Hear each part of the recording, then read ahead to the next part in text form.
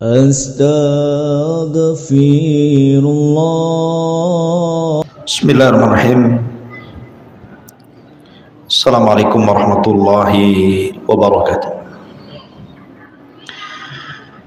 Alhamdulillah wassalatu wassalamu ala Rasulillah wa ala alihi wa sahbihi wa mawalah wa la hawla wa la quwwata illa billahi wa ba'du. Alhamdulillah, malam ini kita masuk pada malam kelima. Kita masih bisa melaksanakan salat tarawih di Masjid Nidaul Ilmi. Salawat dan salam kita hadiahkan kepada Rasul kita Nabi besar Muhammad sallallahu alaihi wasallam. Malam ini kita akan membahas satu ayat dalam suratul Naml,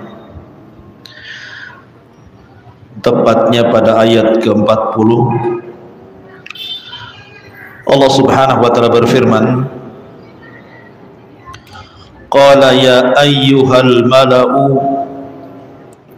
ayyukum ya'tini bi arshiha qabla an ya'tuni muslimin. Qala ifritun minal jinni ana atika bihi qabla an taquma min maqamik wa inni alaihi laqawiyyun amin. Qala alladhi indahu ilmun minal kitabi ana atika bihi qabla an yartadda ilanya Ratu Balqis kemari qabla an ya'tuni muslimin, sebelum mereka Ratu Balqis dan orang-orangnya menyerahkan diri kepadaku. Jadi berkata Nabi Sulaiman kepada para pembesarnya, siapa di antara kalian yang sanggup mendatangkan istana Balqis kemari sebelum mereka menyerah? Berkata Ifrit, jin Ifrit, saya sanggup wahai Sulaiman mendatangkan istana Balqis sebelum engkau berdiri dari singgasana, dan sesungguhnya aku memiliki kekuatan dan aku orang yang amanah. Kemudian berkata orang lain yang memiliki ilmu dari kitab, bahkan saya sanggup mendatangkan kepadamu istana Balqis sebelum engkau mengedipkan kedua matamu. Ketika betul-betul istana itu dipindah sebelum Sulaiman mengedipkan matanya, maka Nabi Allah Sulaiman mengatakan, hadza min fadli rabbi, ini semua adalah karunia Rabbku untuk mengujiku. Apakah aku bersyukur ataukah aku kufur? Maka barang siapa yang bersyukur, sesungguhnya dia telah bersyukur akan dirinya, dan barang siapa yang kufur, sesungguhnya Rabbku sungguh maha kaya lagi maha pemurah.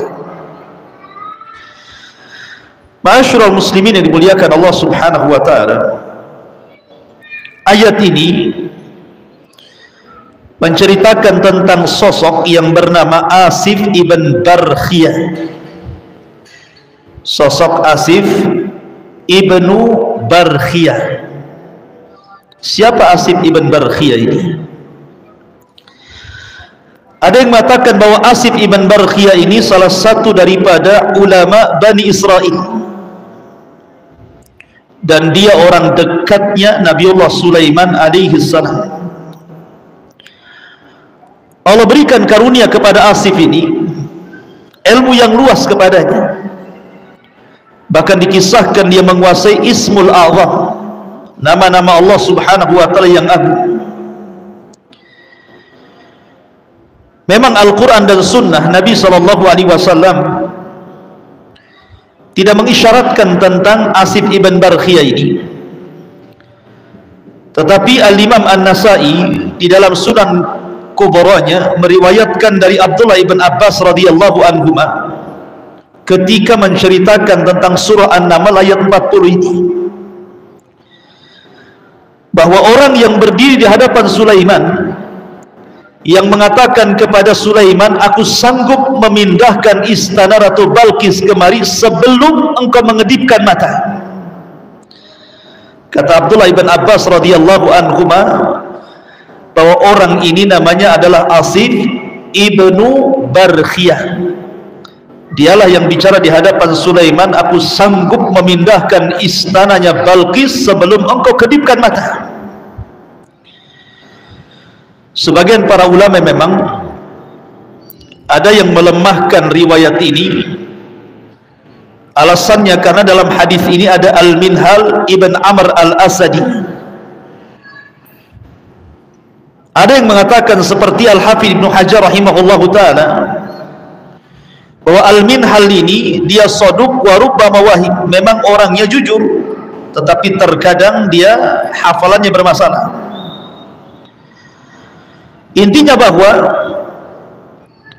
ketika Al-Quranul Karim tidak menyebutkan siapa namanya, orang yang mengatakan di hadapan Nabiullah Sulaiman ini menunjukkan bahwa tidak penting untuk mengetahui siapa namanya.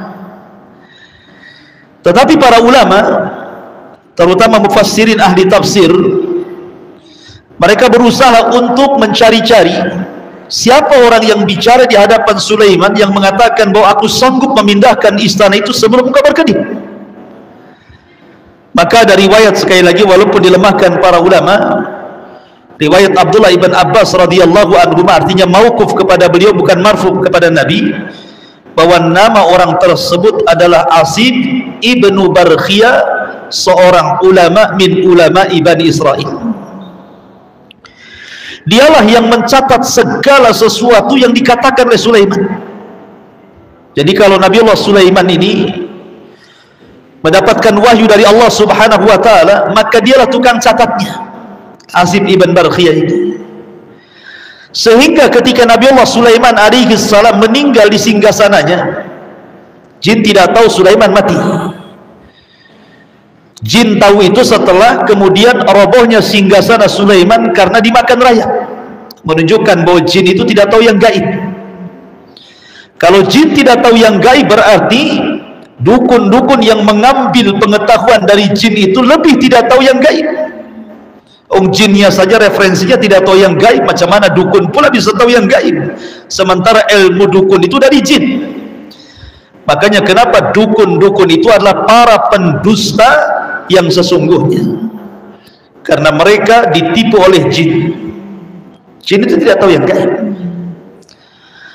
Lah ketika Sulaiman alaihi salam meninggal dunia, maka catatan Asif ibn Barkhiyah ini yang dicatat dari Nabiullah Sulaiman alaihi salam diletakkan di bawah singgasananya, di bawah singgasana Nabiullah Sulaiman.